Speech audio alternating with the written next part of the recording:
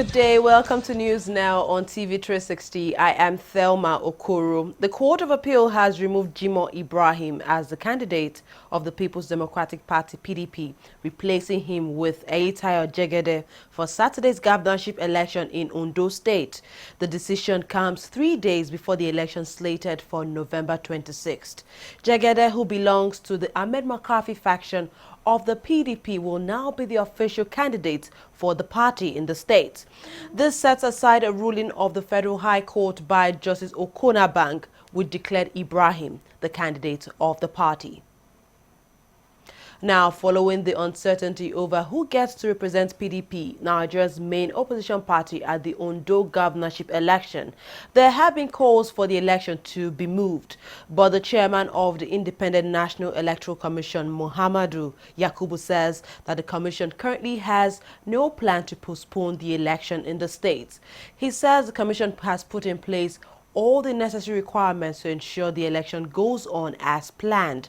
70 political parties, including PDP, have supported the call for the postponement of the November 26th governorship election in Ondo State. Meanwhile, Segun Abraham, a governorship candidate aspirant of the All Progressives Congress in Ondo State, has called on his supporters to vote wisely in the upcoming elections. Well, thank you. We realize that there are so many parties now vying for the seat of Ondo State. The major parties today in Ondo State, I think there are about 2 or 3, but mainly we talk of APC and AD in the state. So far, you will realize that after the crisis from the primary election, the morale of the people have actually gone down in the state. And so far, you cannot see this type of enthusiasm, expectation, ambition that a new government is coming into the state. That the people are confused, they are demoralized. And you can see it in their faces everywhere. So this is the situation, this is where we come. If you look at it from a dispassionate point of view, this is what you will get. Irrespective of what the politicians are saying, we need to say the facts. The people are disappointed. We don't know which one will now deliver the state out of the economic situation we have today. This is the situation. We are praying that we're going to get a good government that will help us to revamp our economy and do the transformation that is necessary for sustainability and growth.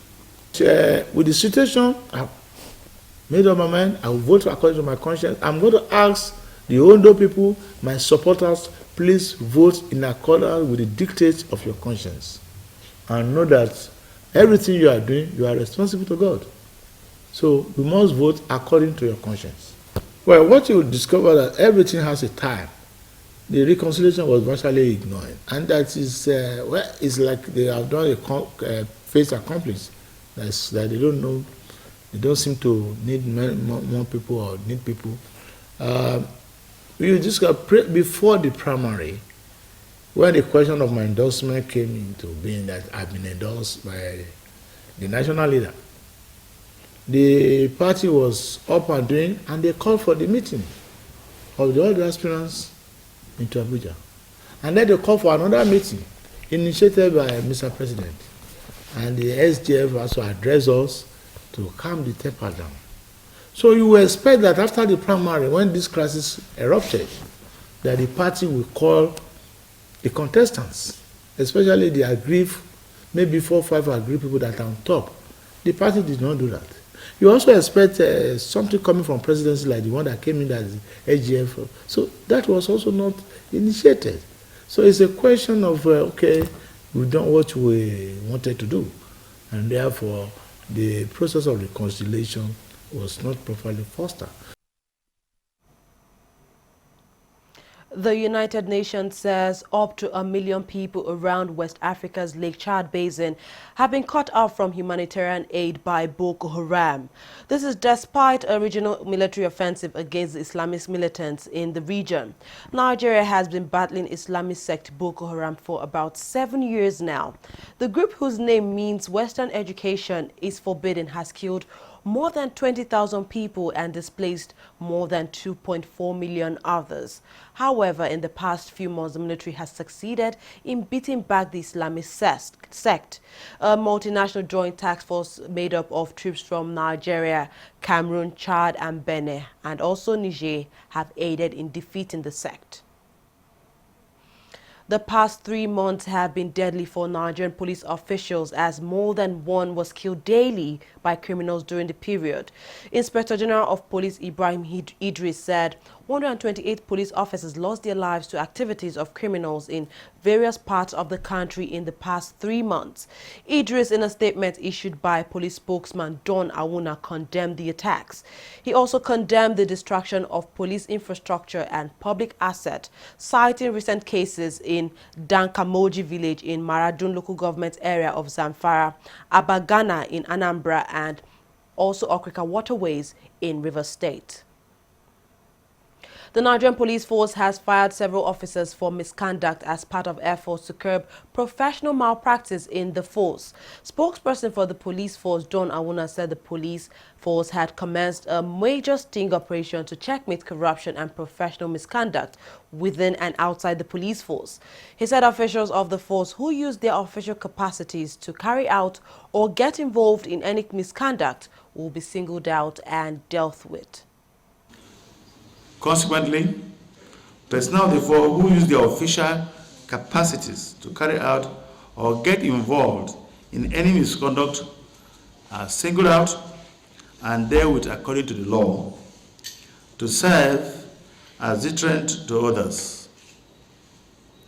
To this end, the following personnel of the force who erred and compromised in discharging their duties and betraying the official oath of office were arrested, subject to internal disciplinary measures, and punished according to the gravity of their offenses. These unacceptable professional misconduct are categorized as follows: aiding and abetting serious crimes, conspiracy with militants, disappearance of explosives.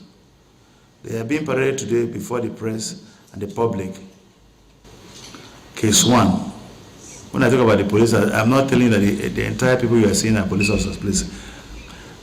Arrest of 9 police personnel for professional misconduct, aiding and abetting of serious crimes, e.g. cattle rustling, robbery, and kidnapping in the Northeast. The Nigerian Senate has summoned the country's oil minister to clarify details of oil and gas infrastructure agreements worth $80 billion with Chinese companies and $15 billion deal with India. Nigeria, which relies on crude sales for around 70% of its national income, is in recession for the first time in 25 years, largely due to low global oil prices. The country's oil minister, Emmanuel Ibe-Kachikwu, was in China this year, June, for a roadshow aimed at raising investment. NNPC said memorandums of understanding worth over $80 billion to be spent on investments in energy infrastructure were signed with Chinese companies. The Senate passed a motion on the need for a detailed explanation of the deals and said Kachikwu would appear before a committee on petroleum upstream, gas and foreign affairs at a date to be arranged. The Lagos state government has terminated the monthly environmental sanitation exercise in the state. This was announced in a statement by the Commissioner for Information and Strategy, Steve Ayorinde. According to him, the decision to cancel the monthly exercise followed a resolution at Wednesday's Executive Council meeting, which approved the need for a review of the environmental laws in the state in order to meet the present challenges of promoting a clean and healthy environment. Before know now the sanitation exercise held every last Saturday of the month for 3 hours. The government noted that considering the present economic situation in the country, it was no longer appropriate to restrict movement of people for 3 hours in a mega city like Lagos at a time they should be pursuing commercial and entrepreneurial activities. The Central Bank of Nigeria has approved the recent crackdown of currency hawkers on parallel market by the officials of the Department of State Security Services, DSS. CBN Governor Godwin Emefiele commended the security officials, saying the foreign exchange regulation in the country does not permit trafficking of currency. The foreign exchange regulation in Nigeria today forbids trafficking in currency. We should just underscore that point. On the streets, you cannot stand on the street and traffic in currency. So what we know is that the security agencies have a right to enforce the laws. And the law, for as long as the law says you cannot traffic currency on the streets, you are supposed to be in your offices, conduct your business, you will have to adhere to that. If you don't adhere to that, the security agencies will arrest you. Okay? So, but again, talking about whether to drive them, the black marketers underground. Black market are illegal foreign exchange dealers. So we don't consider in our own analysis people who want to go underground and conduct illegitimate business. If you are conducting a legitimate business, you should be free to operate your business not under the table, come over in an open market and conduct your business, and nobody will harass you. Nigeria's Ministry of Finance has organized a workshop to curb waste of resources in ministries, departments and agencies across the country. The forum, tagged Cost Management on Overhead Expenditure for Directors, was held in Abuja, the nation's capital. Officials of the ministry say the workshop is part of efforts by the unit to achieve best value in public expenditure. It basically has to do with how we should, as government, manage our costs better. As we all know, revenues coming to government have taken a big dip in the last couple of years, and it's imperative that we not only look at ways at how to generate more revenue for government, but at the same time we must also manage our costs more efficiently, because as we've seen, even though revenues have gone down in the last couple of years, expenditure, particularly overheads, personnel costs, have not gone down correspondingly. And that has created, of course, fiscal pressures for government. So what we are doing is to look at whatever ways we can to generate more savings, more efficiencies. Government should be run more efficiently. And savings realized from the greater efficiencies, we want those savings channeled into higher priority areas, basically infrastructure and social welfare spending.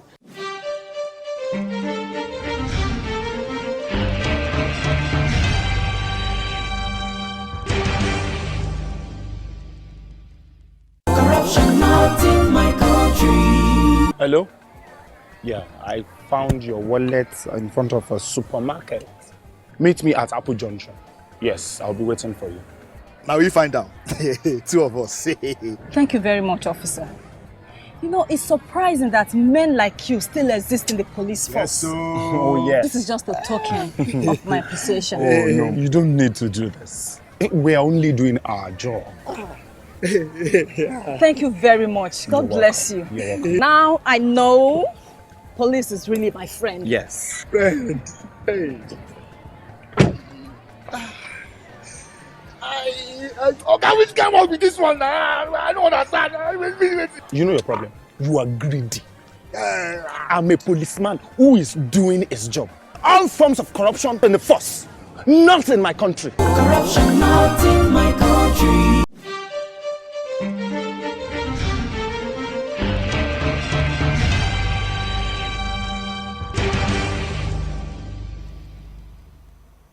Welcome back. The Central Bank of Nigeria's Monetary Policy Committee has decided to retain the country's benchmark interest rate at 14%.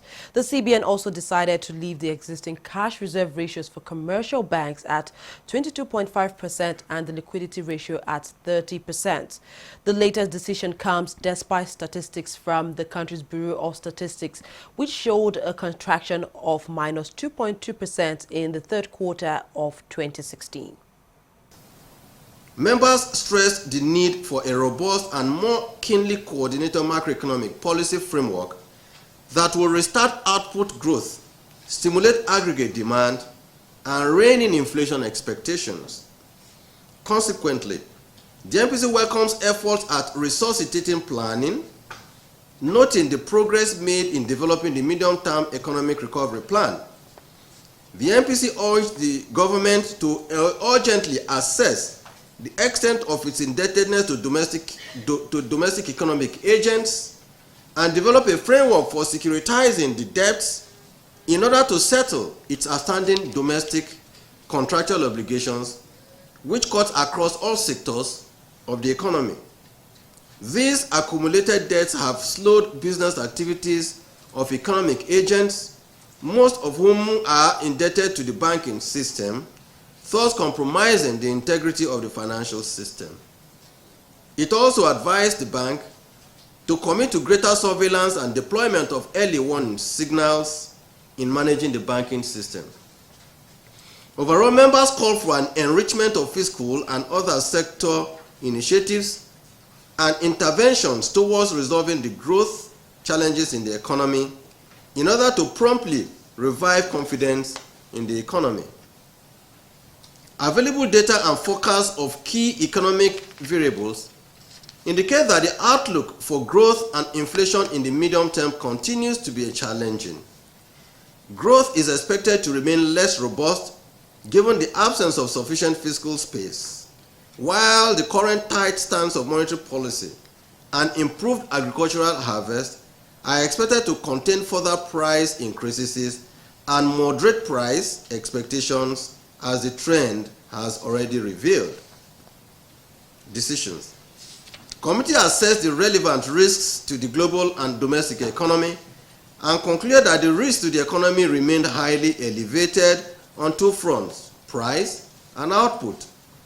However, considering the importance of price stability and being mindful of the limitations of monetary policy in influencing output and employment under the conditions of stagflation, committee decided unanimously in favor of retaining the current stance of monetary policy, thus keeping MPR at 14% alongside all other policy parameters. In summary, all 10 MPC members voted to 1. Retain MPR at 14%, retain CRR at 22.5%, retain liquidity ratio at 30%, retain the asymmetric window at plus 200 and minus 500 basis points around the MPR. When asked if the Apex Bank was concerned about some of the risks facing the banking system, the CBN governor admitted that while all players in the financial system were facing tremendous risk, the central bank would ensure those risks are addressed in due course. As a result of the current challenges being faced by the global economy, all agents in the financial system, and here I'm talking of banks and other players in the financial system, are facing tremendous risks.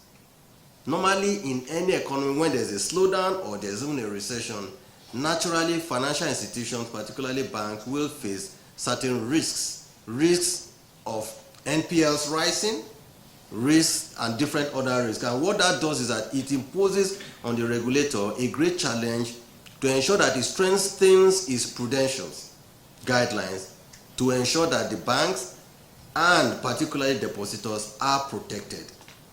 So I'm saying Nigerian banks, like other banks in other climes, are facing risks, but those risks are surmountable. And the central bank is doing its best to ensure that those risks don't crystallize to a point where we begin to talk about depositors risking their deposits. So for that reason, I would say the risks, the rumor about maybe banking system risk is overtly elevated. And I repeat, these are risks being faced by any banking system or any financial system in any clime today that is facing challenges arising from the global challenges. Oil prices fell in Asian trade on Wednesday, reversing earlier gains as doubts re-emerged over whether OPEC would agree to a crude oil production cut at its next meeting. International Brent crude oil futures fell 13 cents to $48.99 per barrel, while U.S. crude oil futures dropped 13 cents to $47.90 per barrel. The OPEC gathering will debate on oil output cut of 4 to 4.5% for all of its members, except Libya and Nigeria next week, but the deal's successes hinge on an agreement from Iraq and Iran. No fewer than 1,400 migrants attempting to cross the Mediterranean from North Africa to Europe have been rescued. The operation was carried out on Tuesday after at least 11 overcrowded boats set out from Libya amid calm seas. Rescuers have also recovered 8 dead bodies. The death toll in the Mediterranean, the most dangerous border crossing on the planet for migrants, is estimated to be about 4,655 this year alone and is 1,000 more in all of 2015, according to the International Organization for Migration. U.S. President-elect Donald Trump has named South Carolina Governor Nikki Haley as U.S. ambassador to the UN. Haley is the first non-white female cabinet-level official appointed to the incoming Trump administration. Irish-born Samantha Power is the current UN ambassador and has held the post since 2013. Haley is the daughter of Indian migrants and was a vocal critic of Trump on the campaign trail. A rising star in the Republican Party, the 44-year-old is the youngest governor in the U.S. She has also carved out a legacy for herself, serving as her home state's first female and first minority governor. Haley was also among those being considered by Trump for Secretary of State. Spanish prosecutors have called for Barcelona forward Neymar to be sent to prison for 2 years for his part in a corruption case over his transfer from Brazilian club Santos in 2013. Judge Jose Perales also called for a 5-year sentence for former Barcelona president Sandro Rosell and a fine of 8.4 million euros for the club. It also asked to drop charges against current president Josep Maria Bartomeu. Rosell, Neymar and his father are set to stand trial for the case. The case stems from a Brazilian complaint by Brazilian investment group DIS, which owned 40% of Neymar's transfer rights and alleges it received less money than it was entitled to from that transfer. Rosell resigned as the club's president in 2014 for his role in the affair and testified in court in February this year alongside Bartomeu, Neymar and his father. FIFA President Gianni Infantino says he hopes video replays will be available at the 2018 World Cup in Russia to help referees avoid mistakes during the tournament. According to him, video replays would help referees in making good decisions in terms of penalties, red cards and goals. He further revealed that series of tests had been carried out in order to ensure that video replays are successful when being implemented at the tournament. Reigning African Footballer of the Year, Pierre-Emerick Aubameyang and Leicester City title-winning hero Riyad Mahrez are among the final 5 names shortlisted for the 2016 African Footballer of the Year award. Others are Liverpool's Sadio Mane and Egypt's Mohamed Salah, as well as Algeria's Islam Slimani. The quintet were rewarded for their final brilliant performances at the 2015/2016 season. The winner will be announced at a ceremony scheduled to hold in Abuja on January 5th, 2017. That's all we have at this hour. Thank you very much for joining us. I'm Thelma Okoro.